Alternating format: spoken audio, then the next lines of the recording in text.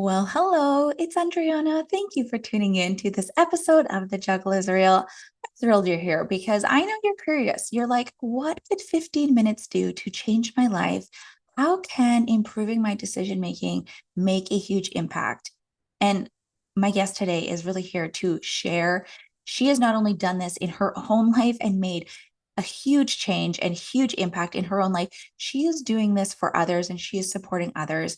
My guest is Hollis English, and she is an entrepreneurship coach and speaker with over 2 decades of experience in entrepreneurship and business. For 14 years, she led her team at Murphy's Farm and Bakery, growing it to 7 figures with her siblings. And she oversaw the leadership and development of her team, retail and bakery product development and design, as well as the marketing and branding of the company. Hollis uses her entrepreneurial experience to support business owners and their teams in their personal and professional growth, helping them create clarity and goals that build the lives and businesses they love. She is a Con Method certified coach that specializes in co creating the business vision and the mindset tools needed to bring it all to life. She believes, and I have seen this, that kindness and empathy are the keys to great leadership and building genuine connections with others. And that is what life and that is what business is all about. The pursuit of creativity and her 4 children keep her days and her heart full. And I'm so thrilled to be sharing this conversation. Let's just go ahead and dive right in. Hey, I'm Andryanna, and this is the Juggle is Real podcast. As I share my ongoing journey from experiencing burnout to leading a more mindful and intentional life with better balance, I hope you feel seen, that you realize your worth, lighten your load, and prioritize your own needs. As we hear from leading experts and well-known faces in the wellness, entrepreneurship, education, and motherhood space, I hope you gain insights, proven practices, and learn actionable tools to help you enjoy the juggle of work, family, and everything in between with a little less stress and a lot more ease, joy, and fun. Most of all, I hope you find what you need to simplify, streamline, and supercharge your own journey of better balance and self-love. Are you with me? Let's get started. Before we get into today's episode, I really wanted to share something very quickly because, we are in August. And as I was saying, back to school, back to work, it's looming, it's right around the corner.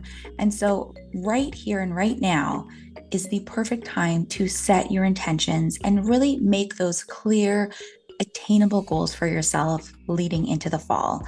And I use my 30 Days for Me program in the Juggle is Real Authentic Self-Care Planner, which is based on 5 pillars of well-being. It helps me feel in control. It helps me be more efficient and really be more purposeful every single day. So here's what I do. Each month, I set goals and I follow daily prompts to stay on track and make time for myself. And I can't even tell you how much of a game changer this has been because it has really built up my self-awareness, and I can seamlessly integrate self-care practices into my daily routine. So it really becomes just an effortless habit.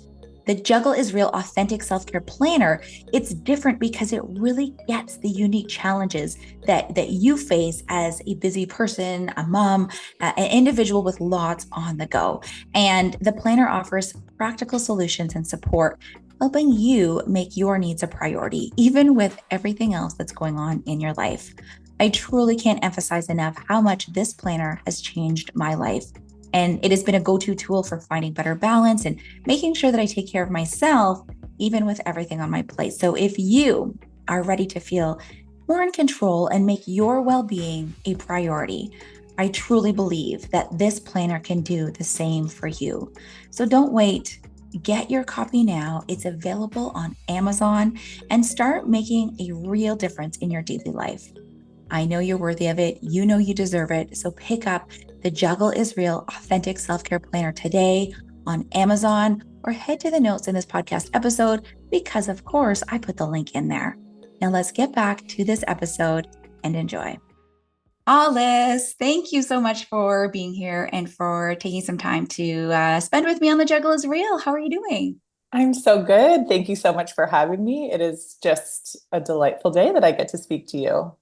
It is a delightful day anytime we get to chat because we have a lot of commonalities, and I'm sure we'll get into that. And I love your perspectives and how you're supporting so many people, including your four children. Let's just throw that out there.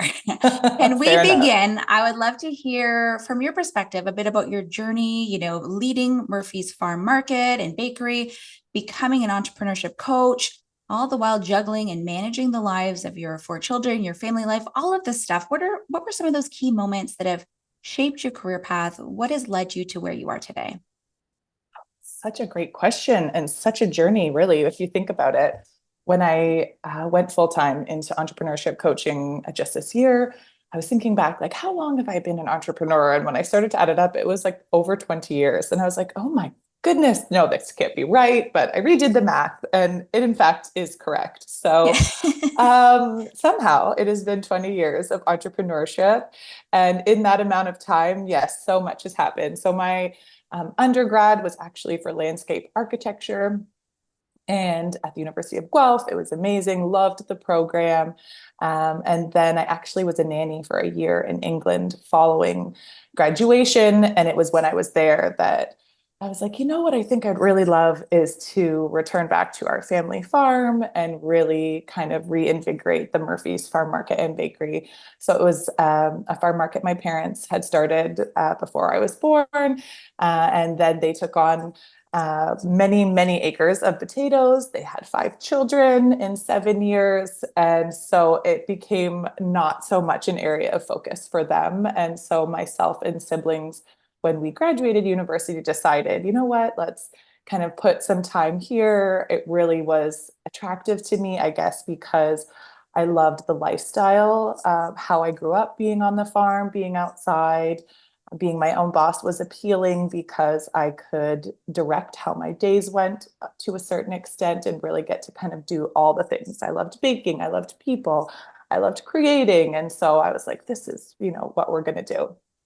And so I did that for 14 years, and it was just absolutely amazing and so incredible. Our community is fairly small in Alliston, and you just become really entwined in that. We are fifth generation farmers, so we have been in the community for a long time, but it was just such a wonderful opportunity to get to learn how to manage people, how to build a family.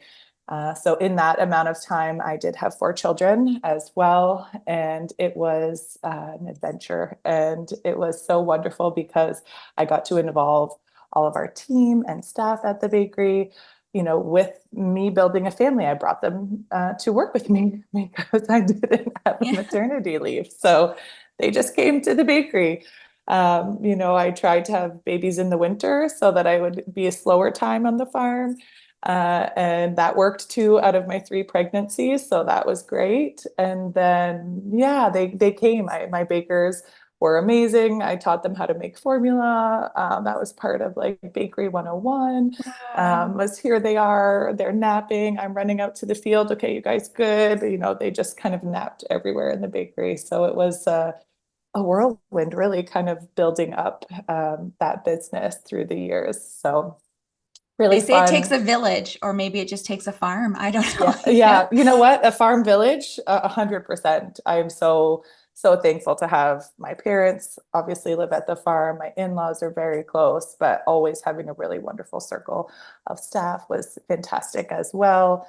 And yeah, that was just kind of that journey. And so now my children, goodness, they are 9, 7.5, 2 7.5-year-olds, and then a 5-year-old. And so we are just kind of at this other point in their lives where they're all in school. And it was, for many reasons, felt like a really good time for a change for myself. And I did a coaching certification 2 years ago, and then now have moved into that full time. And my brother and his wife run the farm market and bakery. So it is just so great to get to watch that continue and thrive under their care and to get to pursue something totally new for myself. So that's really great. Incredible. I mean, you have such a wealth of knowledge and experience to draw from. I'm sure that the listener who is also juggling a lot is laughing, or the entrepreneur who's listening is like, yeah, like that's me. I would bring my kid to work. Or even if you're working in a corporate setting, like sometimes you just have to do what you have to do, right? And so 100%. um like what you're drawing from is incredible, and the support you're allowing for others through your experience is so great. Now, just quick shout out before we move on. So Murphy's Farm Market and Bakery, that's in Alliston, Ontario. That's sort of central-ish Ontario, near Barrie-ish. Yeah. You definitely have to go if you're ever driving down that Highway 400 corridor. Best butter tarts in the world, like bar none. Oh, So delicious. Is it your mom's thank you. recipe or Um, it your was recipe? it was actually our neighbor's recipe. So her name was Ella. She lived just down the road. And so when we were starting the bakery, my mom's like, we use my grandma's pastry recipe, but then Ella's filling recipe. So we married them together. Delicious, delicious. So Thank definitely you. stop in. Um, Absolutely. with all of this, you're saying you're spending your days on the farm, you're running a bakery, you're running a farm, you're operating a business, you have 4 children.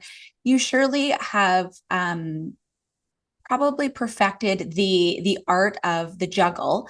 But what you've been doing more recently is something that I've really been inspired by. It's this 15-minute challenge that you are putting out on social media, on Instagram. That's something that you're doing yourself.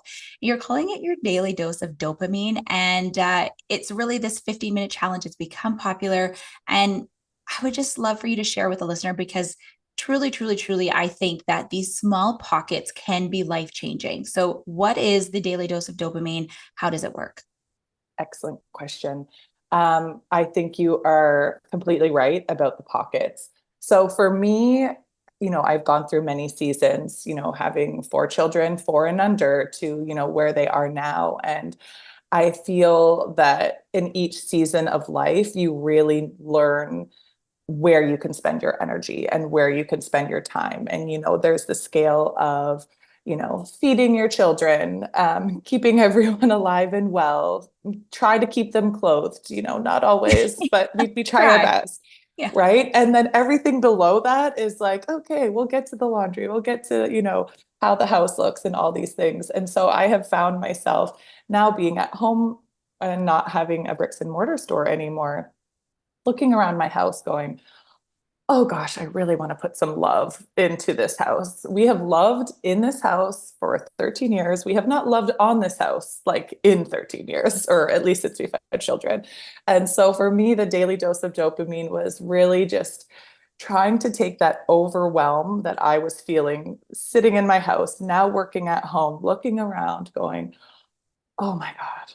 Like I don't even know where to begin. Like the entire house, top floor, middle floor, basement, it is just stuff everywhere, children's things, all of my stuff, and really feeling overwhelmed. So I kind of took a breath and I was like, what's going to help me is I'm going to take 15 minutes and I'm going to tackle all these little jobs that are going to give me a boost of dopamine. They're going to give me a boost of joy. And I decided to share that because I was just really going, okay, what am I sharing? How am I, connecting with people? And for me, that was just something that felt really natural. It was like, okay, we're going to use these little pockets of time and try to do a job in 15 minutes. And I think it really is those foundational building blocks that are life changing, those little pockets of time. And my sisters and I are very close, have children all the same age, and we we refer to things as life changing all the time, whether it's, this new snack we got to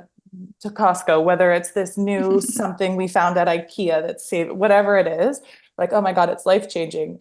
And I always think, oh, that sounds so dramatic, but it literally changes your life. Whatever that hack or that tool, like you live life in the everyday moments.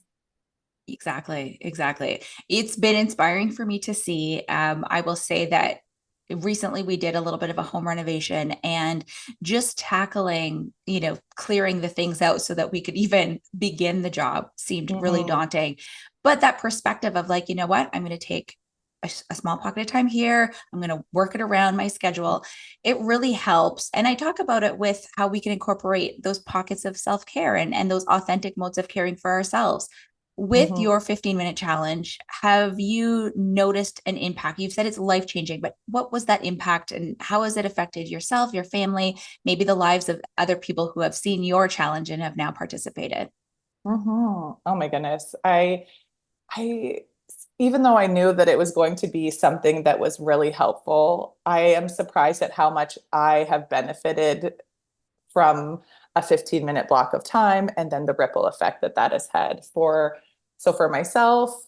I walk into the room, like, I've done things like organize my bookshelf, for example. Every time I walk by that bookshelf, I just get a hit of like joy and I smile and I'm like, there they are, all in a row. I cleaned, my windows. I wiped off my light switches, like all these very small things. But so many of those things have irked me for years, like literal years, when I was in a season where I didn't feel like I had 15 minutes or didn't even occur to me. I think probably, I'm sure I had them. I just wasn't even aware that I could take 15 minutes and make that big of an impact. So I have just had such joy, I think, in revisiting those little 15-minute projects because every time I see them, I'm like, oh, there's that clean window. Oh, there's that, organized shelf. And so it has been so impactful and also just gives you energy, right? Like you're just continually filling that tank. So 15 minutes at a time, you are building that bandwidth up where, you can tackle bigger jobs and, more things that kind of build upon those really foundational, pockets of time. And then in terms of the ripple effect, I found, like I said, it funny, but not really that surprising that people are going, oh my goodness, okay, yes, I can, tackle this. So I'm having so many folks who are tagging me in social media and sharing it and going, oh my gosh, this is so helpful. Or I did this because you did this. And I was like, oh my gosh, I'm so glad like that, that awareness is there because, I think back to when I had, really, really small children. I'm like, oh, if I could have, thought of that, that could have, given me probably extra life that I could use those, sort of 15 minutes. But I'm grateful to have them now and grateful for that ripple effect. Yes. And how nice to share with those who might be in that, fuller season. And Mhm. now you've opened that door to Mhm. that possibility because it's so true. I often think, towards the end of the evening, my tank's kind of starting to get to that empty point where I just want to like go on the couch or get into bed. And I'm like, okay, what's one more little thing that I can do that's going to support me tomorrow? And so I Mhm. started just these little one more things. And now they've become habitual. So now it's like I pre-program my coffee at night so that I know in the morning it's just like, it's the simplest thing, right? And that's not even Yeah. 15. That's like a 2-minute thing, but it's like, Yeah. okay, I know I'm tired now, but if I make the lunches now, it's going to take me 10, 15 minutes in the morning. I'm going to be like, oh my God, thank you, Andryanna. Thank you for doing this last night because Yes. now it's creating that space in the morning or in those times where you really don't have the luxury of the space, when you have to be at a place at a certain time. So Mhm. it really is incredible to see how much of an impact a small pocket of time, like a 15-minute dose of Mhm. dopamine, can really have. So, thank you. Mhm. Thank you for that. And for reminding us all that that's really all it takes. You're so You were welcome. mentioning like the parent hacks and you and your sisters talking about any little thing that can make life easier is so appreciated. And I think one of the biggest impacts we can have is through decision making. And this is something that you take your clients through and you support them with so much.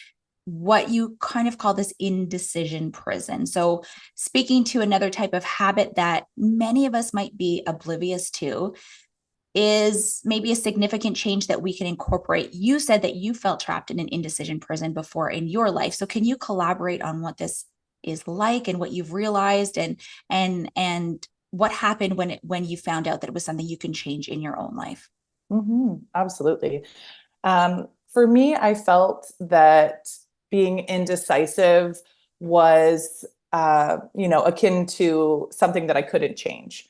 Like I have brown Mm, eyes, I am indecisive, whatever those things are about you. And I didn't know for, up until probably the last couple of years that it was something that I could choose or was something I could change. And it was a muscle that I could build. And I look at so many of the things that I have made and so many of the things that I have done in my life and the decisions that got me there.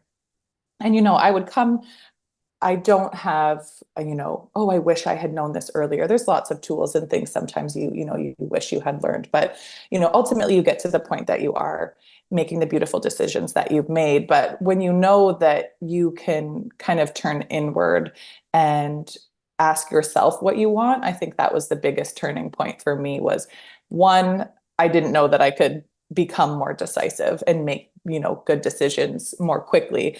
I was really in the camp of, polling everybody that I know, my sisters, my parents, all of my friends, really getting a feel. And I used it as a crutch to not ask myself, I think, what I actually wanted. Because if I kind of got a general consensus about what everyone thought was a great choice or a good decision, then that was kind of how I guided my way. And I did definitely ask myself along the way kind of what I wanted, but I probably used data gathered from externally to support my choice, as opposed to just asking, what would I prefer? And that is one of the things that we start with the work that I do with entrepreneurs and my clients is really going, what would I prefer? What would I love?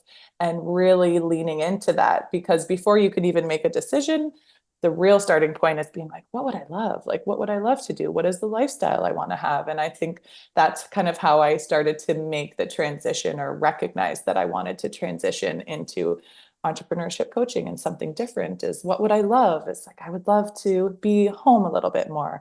I would love to have a little more flexibility on where I can work from and starting to ask myself those questions, and that kind of one at a time kind of is a building block. So much like the pockets of time and small tasks that I was tackling with the dopamine challenge, it's also small decisions, right? So if you've never asked yourself, or you don't often ask yourself, what you might love or what you might like, then starting with, what do I want to do for the rest of my life is like a really big question to ask Yeah. yourself all of a sudden. It's terrifying. Big one.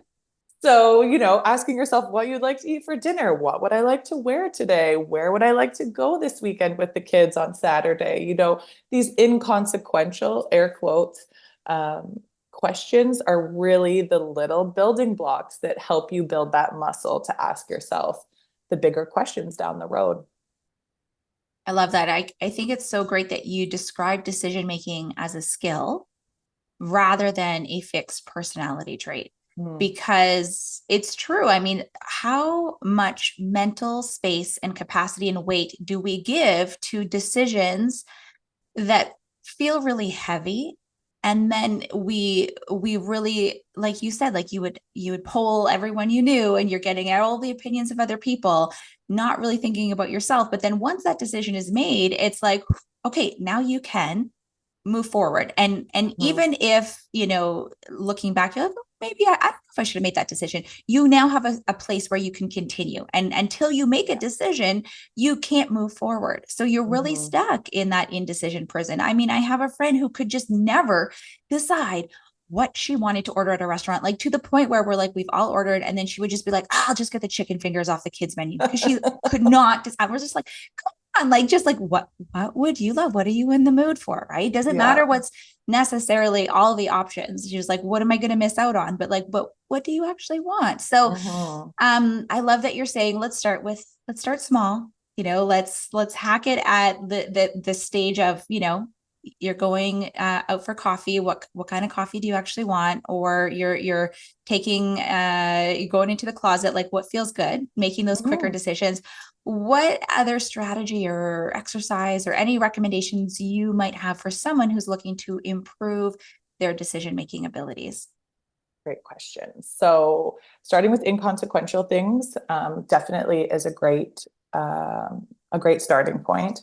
And then I think the other thing too is also when maybe you have an idea of kind of what that bigger vision is, whether it's career, whether it's something for your family that you are doing. I think it's so important to get into the energy of what that thing is that you are looking on. So let's say you're deciding to maybe move, maybe you're trying to deciding if you want to, put your child into a rep sport of some kind. Maybe you're trying to, what are the things, and really kind of getting clear on what does the energy of that, end goal feel like?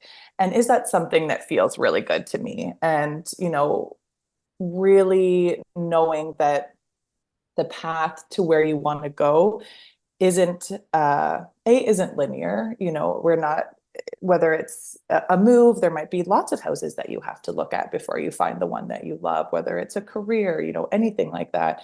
And so I think that the beauty of asking yourself what you want also allows you to ask yourself how you want to feel. And so I think that was another big part of my shift in career was I wanted to feel lighter. I wanted to feel a little more flexible and these types of things. So I started small by doing things that gave me that feeling. And so in terms of lightness, I had outsourced wonderfully my laundry to a wonderful local company who does my laundry.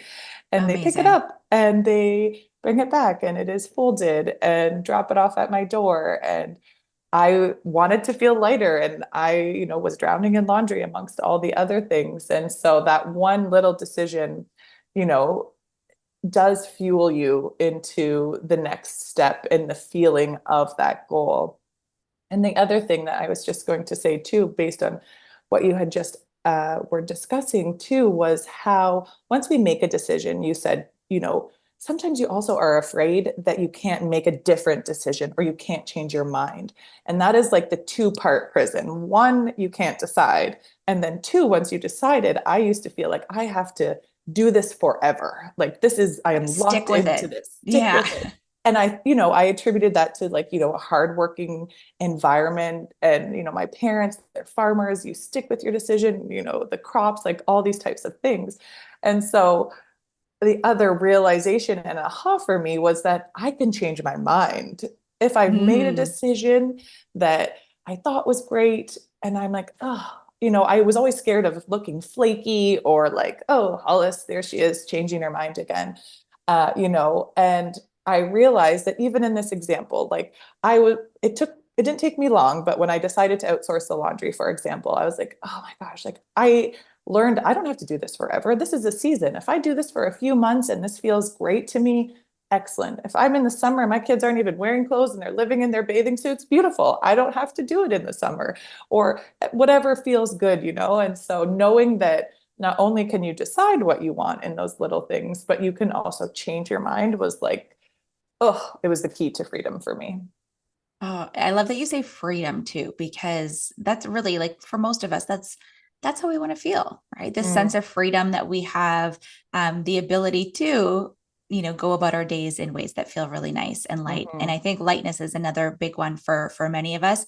And I loved when you made that decision to outsource your laundry. I think it's so empowering for something that can be really like it's incredible how much time something like that can take and how much lightness you can get from making a decision like that. And so you recently held a masterclass on decision making. So if there's any coming up, definitely follow us. We're going to share some links in the notes for this podcast episode because you, these sorts of things, not to like really go heavy on the life changing, but they truly are life Mhm. changing. And before we move on, I want to share a very quick story because looking at the takeaways that you've provided and those keys for how we go about making decisions, like they can they're happening in small ways, they're happening in bigger ways. And a little while back I had to make a decision about going to my son's hockey tournament, and you would think this is an easy one, but I felt so much pressure and it became very stressful. And so looking to what your suggestions are, so I was like, okay, well, I had a very full week for work. And then if I'm leaving, my mother-in-law had offered to watch our two other children. So if I'm leaving my kids, then there's a lot that has to happen. Wasn't feeling like I could necessarily pick up and leave the next day and feel prepared and feel that lightness that I wanted to take into the hockey tournament weekend. but I really wanted to go. My son wanted me to go. He said I would mean a lot if you could be there. I really want you to come, mom. And so of course, your son asks you to go. You're like, okay, Mm-hmm. I want to go. And I love to be there to support. So I'm like, okay, is the decision is either to go or not to go. And Yeah. both options felt like I didn't want either option. And so Mm-hmm. then going to your key takeaway, what would I love? Like, what would I prefer? In the perfect world, what would happen? Mm-hmm. And so like, I'm not joking you, Hollis. Within 5 minutes of me making this decision, I didn't tell anyone. This is just me, like, sources here in this. And I'm just like, you know what? Mm-hmm. Ideally, if I could just have one more day so I Mm-hmm. can get some laundry done, I can get my other two kids to school tomorrow. Then I can leave, get there, I'll miss one game, I'll make it for the other three. 5 minutes after that, my husband was the coach, team player's dad called, said, why don't you hop in with me today? He was supposed to drive this, dad and his son. Hop in with me. I have some business thing to do. I have to make a stop. So I don't want you driving me around. Like, I'll drive, you hop in with me. So my husband's like, what do you think about this idea? I'm like, that'd be great. And then I'll drive tomorrow. We will get there. Anyway, so I'm like, sometimes it's not black or white, right? Sometimes Yeah. there is that gray area. And it's like, when you ask yourself, what would be the best option for me right Mm-hmm. now, then that opens up the opportunity. Or maybe you can ask someone for support, or maybe there's, it's not just A or B. So Mm-hmm. I love that you can make decisions with clarity, but also from a place of what you actually would prefer. Mm-hmm. Absolutely. And knowing too that exactly in that example illustrates your earlier point of, setting the coffee. It's like, what is one thing I can do that will set me up for tomorrow? And it's like Mm, you're constantly setting yourself up, for something. So you might as well choose success if at all, possible. And exactly. So having that extra day, doing that laundry, getting them off to your in-laws in a way that feels so good to you completely changes how you show up for the rest of the weekend. And I recently had my kids really struggle with going to lacrosse one week. 2 weeks ago, they were crying. They didn't want to go. And I was just like, oh God, just that overwhelmed feeling of like, I know you both like lacrosse. I know this isn't about lacrosse at all, actually. It's about the fact that we have to leave 20 minutes after you get home from school. Like the mm, turnaround is tight. You're hungry, you're tired. And, so we sat down together and I said, okay, when I finally got them to, come around from all the tears, was like, well, I do like lacrosse. And they were just feeling so overwhelmed. I'm like, okay, well, what is one or two things that I could do that will set us up for success? Is you making dinner in the middle of the afternoon and then yeah. adding, thermos and then literally having it ready to go after school, making sure that, we remind them that when, just all these things that help them mentally get into the space so that we can have a successful after school activity or whatever it might be. And just like you, I don't feel like doing the lunches in the evening, but oh my gosh, every morning I wake up, I'm like, thank you. Thank you, Hollis, for doing these the night before, because it really does make you feel just so much more spacious in your schedule. Exactly. And I mean, we can apply this in business in so many ways too, of just like writing out your to-do list maybe at the end of your day, so that the next day when you get to your desk Hmm. or your place of business, you're like, okay, there's some clarity here. I know what Yeah. the major things are that I have to tackle, or whatever that might be. Hmm. Taking that small pocket, asking yourself, what would I love? What would I prefer? And making your decisions quicker, knowing that you can change your mind. Hmm. Things can change, but you have something to go by. Which brings 100%. us to this next topic, which is, I mean, I can't have an entrepreneurship coach on the show and not talk about mindset, not talk about goals, because it's something that you are so incredible to support your clients with. And what I really love about the work that you do is this set it and let it mantra that you've created. I love that this importance about being clear and being passionate about your goals is there, but also allowing it to unfold naturally. I think a lot of Hmm. people have trouble with it because you get all fired up and you have a goal, and then you're like, but it's here, what's happening, where is it? I don't know what to do. And then it's just like, Hmm. okay, well, I forget, I leave it. But you're saying to set it and let it. And can you share what that is, maybe how it's a little bit different from some typical goal setting approaches, and just Hmm. go over this concept with us, and how we can apply this in our lives? Yeah, absolutely. I think one of the biggest words that I came to resonate when I started doing any kind of personal or professional development was the word let. And it seems like such a very innocent, filler word sometimes.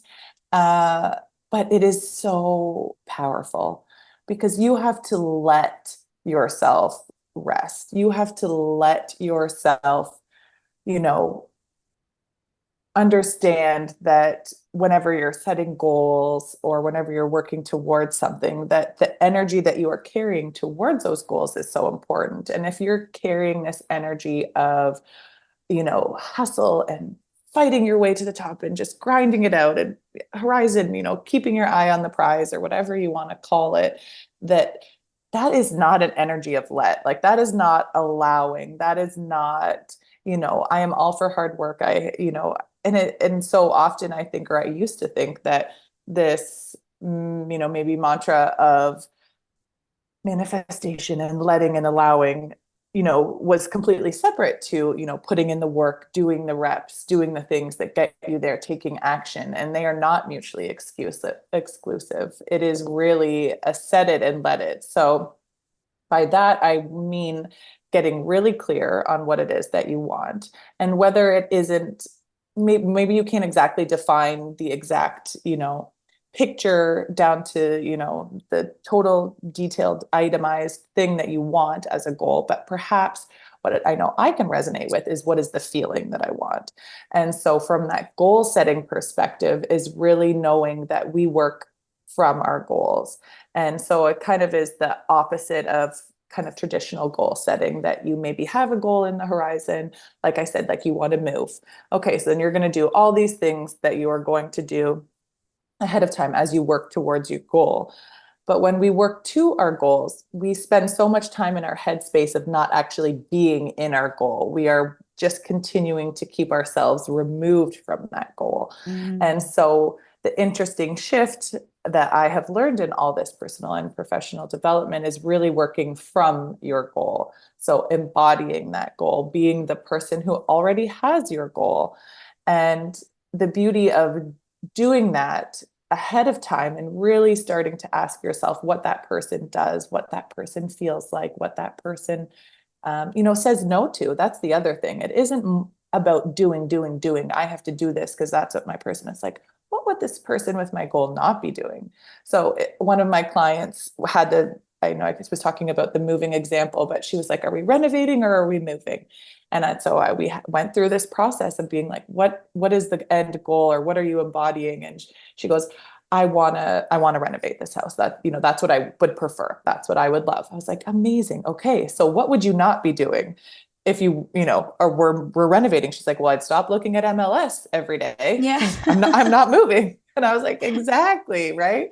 I would stop, going doing all these little things that keep you in the energy of either the indecision or the thing that you don't actually want. And so really knowing that you can work from that goal and make decisions. And so I said, okay, what would you be doing if your house was renovated, your goal was fulfilled, and you were living from that place? She said, I'd be looking at light fixtures, for my bathroom. I'd be doing this and picking out tile and, being inspired. And when you're in that energy, that is really that goal coming into being, even ahead of it being in reality, right? It's you live so much in your head that you might as well make it a place that is full of the joyful energy that, that goal embodies for you. Oh, that's so good.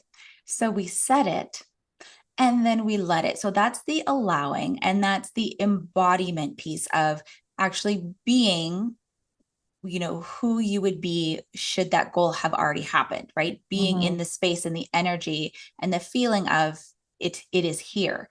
Mm-hmm. So talk to us about how we can better allow, and maybe you speak to adding softness to your goals. So how can we practice adding this softness, allowing the goal to come to us without the hustle and the grind, or without Mm-hmm. the gripping, without the like just staying in the wishing and the wanting, Mm-hmm. which just propels us into more wishing and wanting? How do we Right. actually get to the letting space, and how do we add softness to it?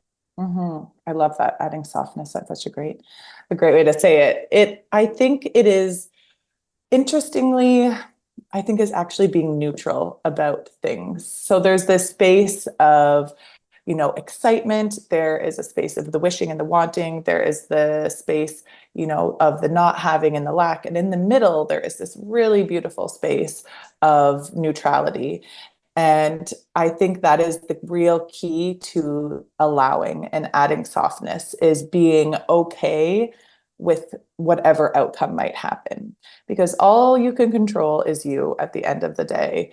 And all you can, work on is your own thoughts and your own habits, whatever circumstances, whether it's the economy, the housing market, your business, any of these things that are external. If we put them in the driver's seat, we really lose the opportunity to lead ourselves with that real integrity. So, Mm-hmm. what I mean by being neutral is allowing, when things do happen. One tip that I have learned is to respond, like in my head, when something happens, with "that's good," whether it's traditionally good or not good. So, just to kind of neutralize it like right away. So it was quite funny. On the weekend, we were trimming branches of trees in my backyard.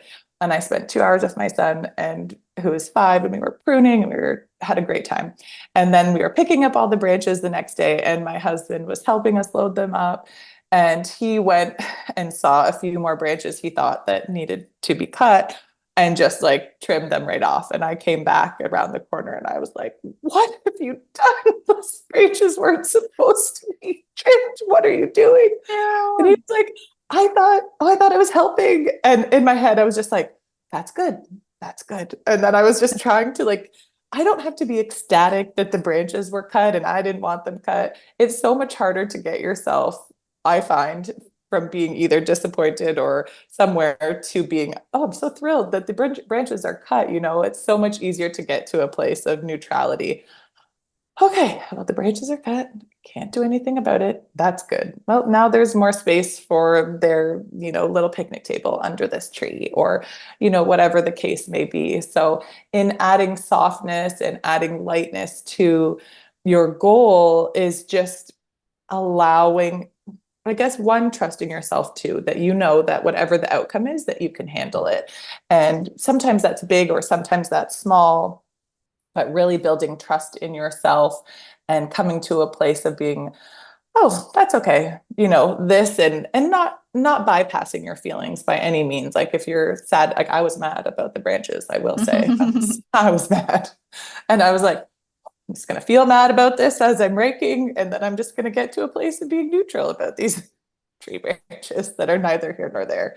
So really kind of inviting that feeling of neutrality in is a way that I find that lets us recognize that if your goal isn't happening the way you thought, if it is coming in a different way, if it is coming slower than you thought, knowing that whatever is happening out there in the world, it is coming at the exact perfect time for you.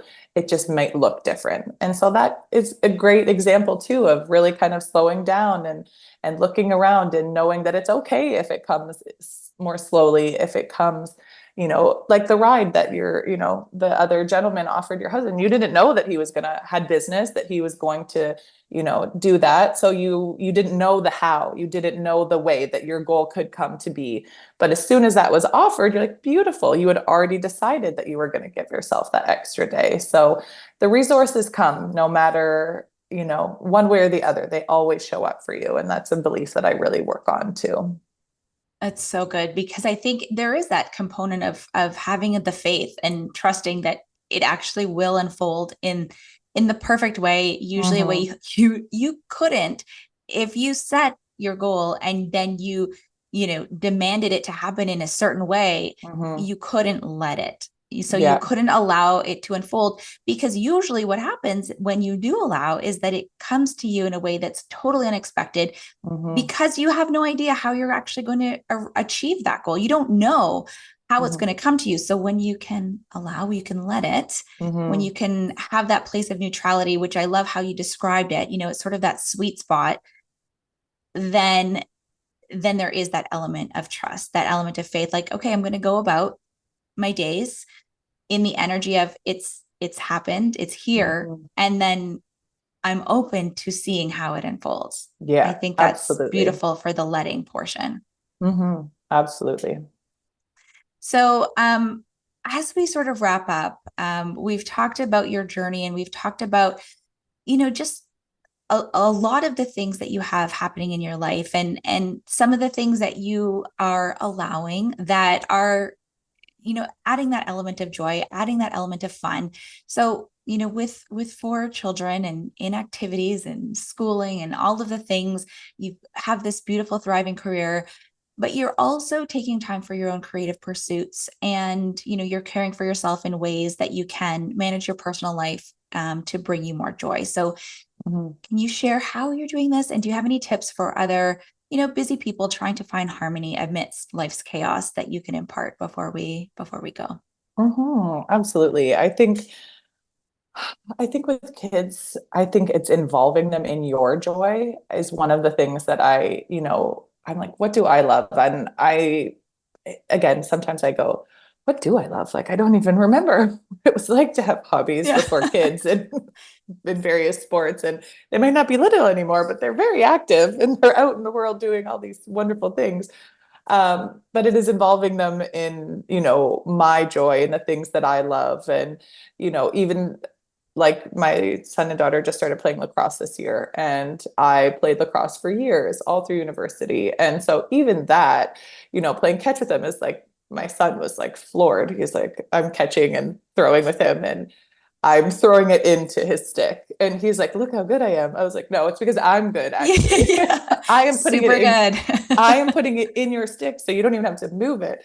But he was just floored. He's like, wow, mom, you know how to play lacrosse. And I was like, I do, and I'm like, I used to, love this game and play that. So something like that. But then another example even is that what I really wanted my planters done at the front of the house. And I keep very few planters. They have to be immediately at the front door. Otherwise, I will forget to water them and they will die. But in the planters, I was like, okay, I got like a whole flat of impatiens, and then I just let them plant them. So I think it's both bringing them into the joy and then just letting go of the outcome, being like, it's okay if they don't look the way that I might have done them on my own, you know.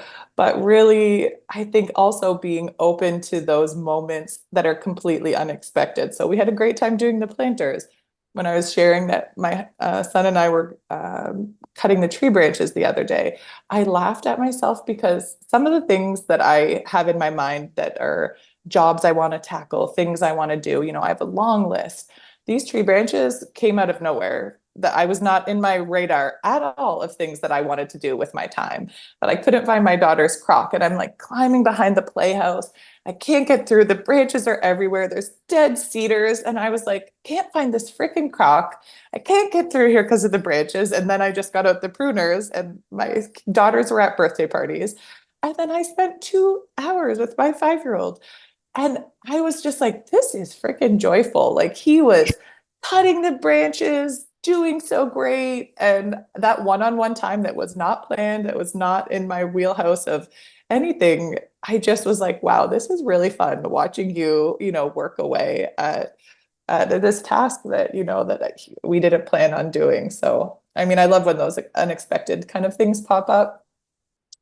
In terms of intentional stuff, I will say that I do get up very early. I go to bed at like 9 o'clock every night so that I can get up an hour or two ahead of my kids so that I can take time to myself. I listen to coaching calls in the morning at 6 a.m. I make their lunches ahead of time so I have that space in the morning, whether it's reading. But I have been actually also toying with another kind of 15-minute challenge of doing something that's like creative in like a 15-minute window. That's just like a small little something that like fills that cup. So for me, I love doing that, whether it's like printing off a picture and putting it in a frame and sticking it on the wall. Like I could do that in 15 minutes. And I think of all the walls that I would should have photos on and would love to have photos, you know. So I might do something fun like that. I love it. I think just like the magic in the mundane, how you've described it, is so beautiful because often when we think of quote unquote self care, it's like, oh, I Mm, have to be alone. I have to be in a bathtub, or I have to mm, like light a candle or whatever. Right. And it's yeah. like, how can you care for yourself while also being the person who is, also, being a mom, a partner, a friend, a Hmm. boss, a coach, all of these things? How can you bring that into your everyday life? Hmm. And that really fills your cup while you're also doing the other things that you're doing in your life too. Right. And I think Hmm. that oftentimes, especially in parenthood, we feel resentful because we think that parenting takes us away from the things that we used to love or the things that Yeah. we wish we could be doing. But what you're saying is like, can we incorporate a little bit of it in Hmm. in our day already? And I think like it's bringing me to tears. I'm getting so emotional about it, but it's so beautiful. So thank you for just making me more aware of that. That's so, so great. Thank Um, you. Before we go, we need to know what's going on. We've talked about goal setting. Do you have any goals that you're excited about? Any upcoming projects that we can tap into? How can we all find you and connect and follow along with your journey? Oh, that's so amazing. Well, thank you so much for having me. It has been such a joy. I love everything that you put out into the world. It is just so beautiful, has such a gorgeous energy. And what are my projects? Oh my goodness. Okay. Well, some more house projects, definitely. I am going to be probably, as I have built these little 15-minute pockets of decluttering and all of that, I'm going to get into some more fun house projects. I think some painting and just some things that are going to make it feel really fresh and wonderful. So I really look forward to doing that. And then in terms of all of the work and things that I am working on and focusing on for my clients is our group program that I run, Empowered Entrepreneur. And we have such an exceptional space where we get to work with wonderful humans, some that are just starting in entrepreneurship, some that are veteran entrepreneurship, some that are just curious about what this kind of entrepreneurship scene is and what that freedom looks like and are starting to dabble. So I love supporting all of my clients through the things kind of that we chatted about, decision making, goal setting, really getting clear on also how they can hold themselves accountable, and that, discipline doesn't have to be a bad thing. Discipline is what really creates freedom for you, what allows you to show up for yourself. And even the disciplined things that might not seem relevant, like setting the coffee machine, like making the lunches, all of that feeds into, your business as well. And as an entrepreneur, your life is your life, your business is your life. They're all intertwined. There's really no boundaries. And so I think we can look at it as a whole, and really create something that's so special and that really gives you that lifestyle that you want. And I think that's the biggest thing for me that I work with on my clients as well, is just going, how do you want that life to feel? Do you want to pick your kids up from school every day? Do you want to have that flexibility? Do you want to go to the hockey tournaments with them? And, how can we build that business and that life that you love? So the group program is an open enrollment and is something that is really special and that I love working on. That's awesome. Well, I will definitely share the link for that and how we can follow along to share in your daily dopamine challenge, how we can do Yes, that ourselves. And I'm just so thrilled. Thank you for sharing this time and thank you for sharing your beautiful energy. And hopefully we can do it again soon. that sounds wonderful. Thank you so much, Andryanna. Such a good chat. I hope you are taking away some of these beautiful, beautiful pieces of advice that Hollis has imparted.